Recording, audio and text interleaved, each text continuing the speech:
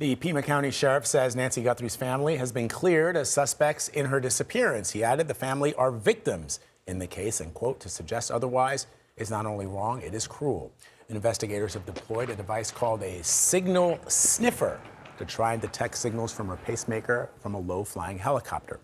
Let's bring in CBS News correspondent Jonathan Vigliotti in Tucson. All right, so Jonathan, again, this is sort of a question we've been asking all, I guess now into our third week. This is a great idea. Yeah. Why is it only being deployed now? Yeah, great question. It was first actually deployed last week in helicopters. I want to really focus in on this technology because it is very interesting. A signal sniffer does exactly what it sounds like. It sniffs out signals that are emitted from electronic devices, in this case, a pacemaker.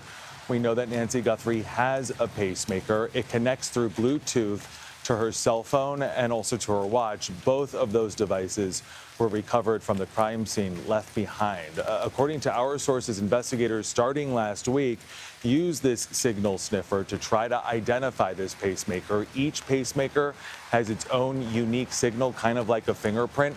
It is attached to the bottom of an aircraft, in this specific case, a helicopter. And it was last week that we first saw crews, investigators, hanging out of an open door of a helicopter, flying low as they surveyed the area, trying to pick up that unique signal. At this point, it is unclear if they have had any luck. We also don't know if this particular search will continue on as the search for Nancy Guthrie continues, as well as for her possible abductor, or abductors in this case, now day 17, and still no sign of life or sign of death, as the sheriff has explained it to me, guys. And Jonathan, we know that the gloves were a big part of this investigation so far. When do you think we'll get the DNA results from the gloves and the other evidence that they found on the scene?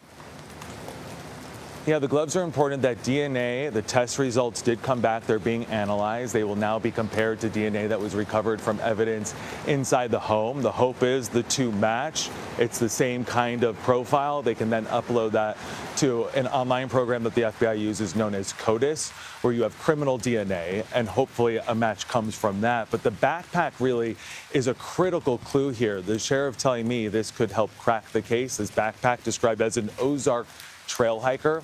There's only one place you can get this. It is sold exclusively at Walmart, so you can make that purchase online or in store. The sheriff telling me investigators can easily track down online purchases.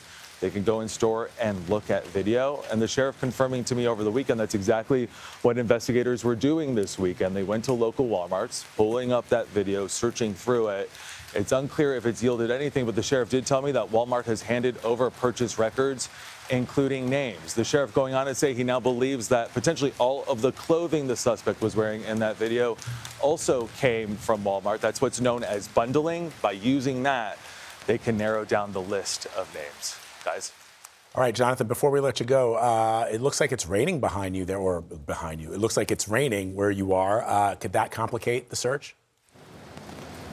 It could. You know, a lot of this search has been taking place on foot. We've seen the FBI. We've seen other agents going door to door. Although I have to say, over the past few days, we haven't noticed that kind of search effort as of late. They are tracking down leads. Leads, we are told, is what have brought those investigators to specific areas. If they do go out today, they're going to be dealing with the elements as they continue to gather information.